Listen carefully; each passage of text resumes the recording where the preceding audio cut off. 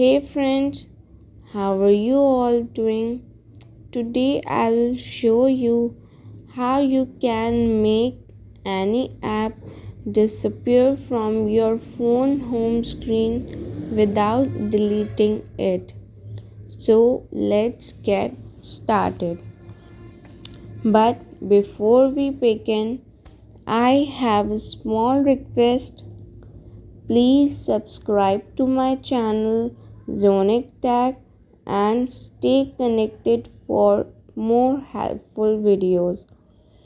First, open your settings, go to the app option, select the app you want to hide. For example, I am selecting this one. Now click on the remove permission option. You will find it at the fourth spot. Turn it on.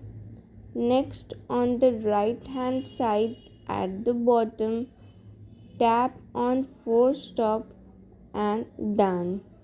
After that, go to the battery option and set it to be restricted.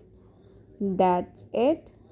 Now this app will completely disappear from your background and would not reduce your phone battery.